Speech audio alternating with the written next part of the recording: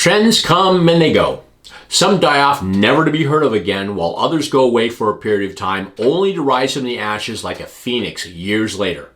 There are a number of wine trends right now, some rising and others declining. Here are 5 wine trends I think are dying in 2023.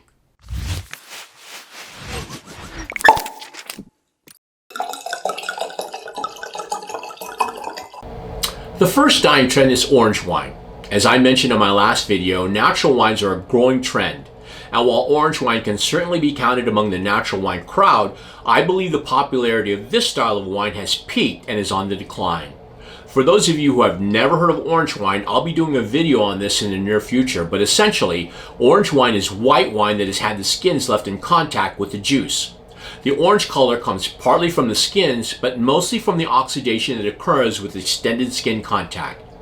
Most of today's winemakers remove the skins in white wine production shortly after pressing in an attempt to limit oxidation that skin contact would surely play a part of, and to also avoid any of the phenolic bitterness obtained from the skins. I started seeing orange wines pop up in trendy restaurants maybe 15 or 16 years ago. The wines were decent, but nothing to hop up and down over. Additionally, the pricing was a bit out of whack with the quality being offered. It was not uncommon to see orange wine being offered for $16 to $20 a glass.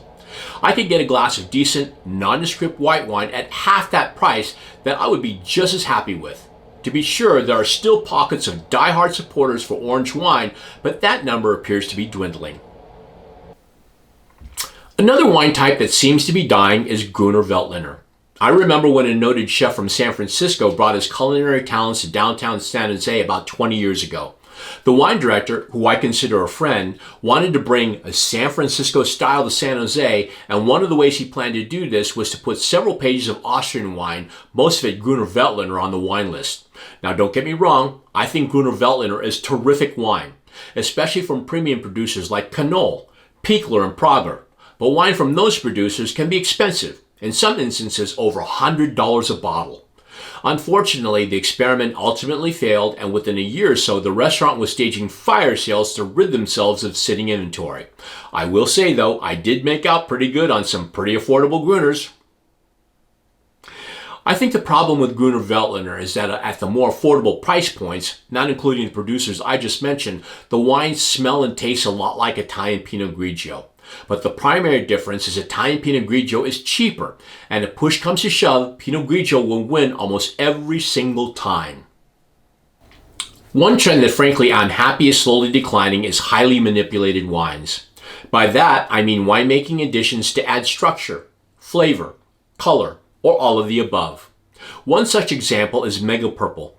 Winemakers add this grape concentrate to deepen color, increase alcohol, and even add a touch of sweetness in red wine production. This practice has been taking place for years at lower price points in an attempt to beef up inferior grape quality. Rumor has it that it has even started to creep up into higher end offerings too, in hopes of garnering better scores from wine critics, although they'll never admit it.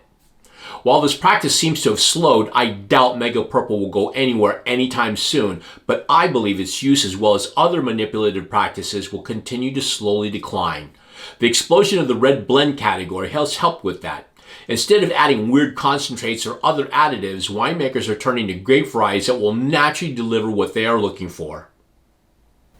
Here's a trend that falls into the "it's about time" category, and that is a slow decline in the fighting varietal category. The term fighting varietal was coined back in the 1980s to refer to wines under $8 a bottle. Today, with inflation, that category now stands for wines under $10 a bottle. As the baby boomer generation begins to shrink and the newer generation still tries to figure out whether they like wine or not, it's not surprising this category is slowing down. I say it's about time because any supermarket you go into is dominated by wines under $10 a bottle. It's a huge category. And while this category will never go away, it's nice to thin the herd once in a while. The final declining trend is that of the wine steward or sommelier. Now, having worked the floor myself as a sommelier, this is one category I hope never goes away. But after the COVID lockdowns, many restaurants were forced to cut back on pretty much everything, from their menu offerings to their in-house staff. Restaurants went from 6 waiters to 4 waiters, from 4 managers to 2 managers. One job that has seen a significant reduction is the floor sommelier. Many somms took management positions and had to double as floor managers and wine directors, while others went out and did something else. It's really sad because I think somms are really valuable when it comes to successfully marketing a complex wine list. Again, I hope this profession doesn't go the way of the dodo bird. So there you have it, 5 wine trends that are declining and on their way out. Now, if you have a wine trend you think is going out of style that you'd like to share, I encourage you to type your comments in the comments section below. I'd love to hear from you. Thanks for joining me. Now, if you enjoyed this video, I hope you'll press the like icon, and if you'd like to see more videos just like this, I hope you'll press subscribe. Until next time, peace out.